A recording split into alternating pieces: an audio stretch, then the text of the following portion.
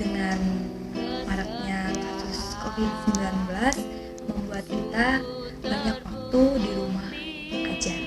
Apalagi anak-anak muda sering bilang boring, gabut, dan sebagainya. Tapi siang ini aku mau ngajak untuk kita renungin firman Tuhan di dalam Lukas pasal yang ke-19 ayat 1 sampai yang ke-10. Apa kita belajar tentang perikop ini? Jadi beberapa waktu yang lalu aku tuh dapat pertanyaan dari temen aku. Katanya kayak gini, waktu aku mau ajak dia ke gereja lewat via WA, jangan lupa ke gereja ya, ini kan hari Minggu. Biasalah ya anak muda ke teman-temannya, ke sahabatnya gitu. Tiba-tiba jawabannya, enggak, aku nggak mau ke gereja, aku kan udah terlalu berdosa, aku nggak layak, Tuhan kan datang cuma buat orang-orang benar aja. Terus kaget dong teman-teman, kok sahabat aku punya pemikiran seperti ini. Nah, sebenarnya di Lukas 19 ayat 1 sampai 10 itu, di ayat yang ke-9 sampai yang ke-10 itu menjawab kok teman-teman.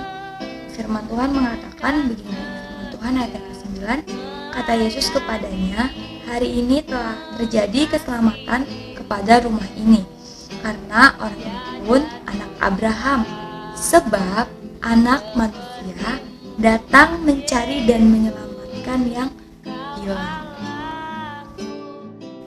Dua ayat ini menjawab bahwa Tuhan Yesus itu datang kepada semua orang, bukan hanya kepada orang-orang yang benar aja, yang mungkin kelihatannya suci, rajin ke gereja, tapi buat orang-orang berdosa juga. Jadi anak-anak muda dengan zaman now ini yang mungkin kalian udah mencandu game, merasa kalian udah berdosa, udah ngelupain Tuhan, udah gak butuh Tuhan, yuk kembali. Jangan tidak merasa tidak layak untuk datang sama Tuhan.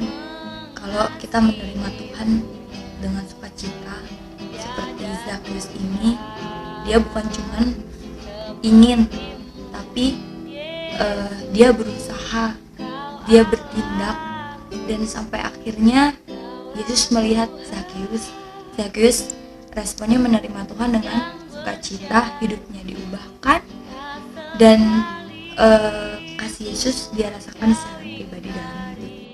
Kalau Zakheus aja yang orang berdosa, tapi dia punya kerinduan, dia berusaha, melalui tindakannya dia gak menyerah, sampai Yesus melihat dia dan dia menerima Tuhan dengan sukacita, dan dia mengalami perjumpaan dengan Tuhan secara pribadi sehingga hidupnya diubahkan.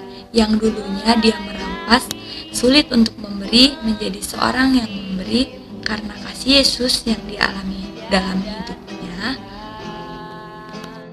Kasihnya yang mengubahkan, dan jangan pernah kita merasa tidak layak lagi teman-teman, karena kalau kita datang bertobat, mengakui Tuhan itu setia dan adil, dan Tuhan sanggup mengampuni kita. Kematian Tuhan Yesus adalah sempurna. Tuhan kita bukan hanya mati, tapi Tuhan kita itu bangkit dan naik ke surga, menyiapkan tempat yang terbaik buat setiap kita. Terlebih kita yang dikasihinya.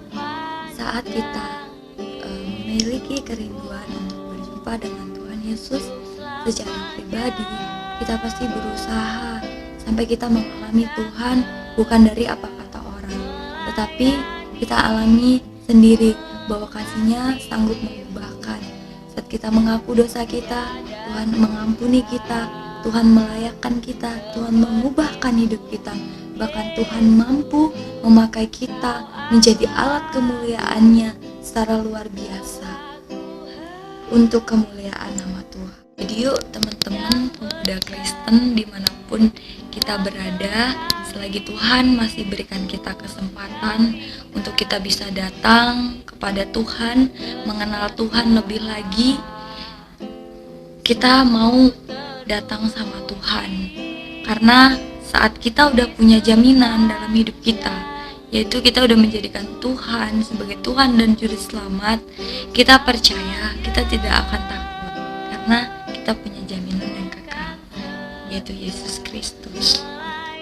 Kalau kita mau mengaku dosa dan bertobat, seburuk apakah latar belakang kita, seberdosa apakah kita, Tuhan sanggup kok menerima kita, mengampuni kita dan mengubahkan kita. Lihat kembali dalam Alkitab, Saulus yang dulu penganiaya, saat dia berjumpa dengan Tuhan, menerima Tuhan secara pribadi, hidupnya diubahkan, dia menjadi seorang pengikut Kristus yang sejati. Perempuan Samaria yang hidupnya dulu berbuat dosa, tetapi ketika dia bertemu dengan Yesus, dia mengalami perubahan hidup yang luar biasa. Aku mau mengajak teman-teman yang ada untuk menggunakan waktu dan kesempatan ini dengan baik, untuk kita terus bersekutu dengan Tuhan Yesus dengan cara berdoa dan baca Alkitab, untuk kita mengalami Tuhan secara pribadi dalam hidup kita. Dan biarlah Tuhan sendiri yang mengubah setiap hidup kita dengan kehendaknya, karena kita percaya bahwa rencana Tuhan adalah yang terbaik dalam kehidupan kita.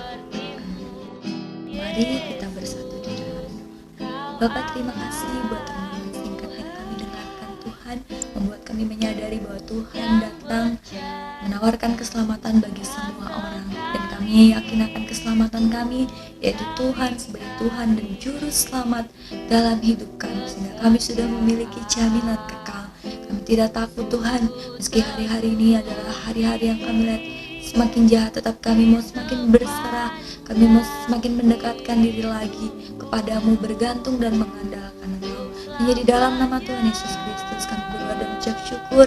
Haleluya. Terima kasih. Tuhan memberkati.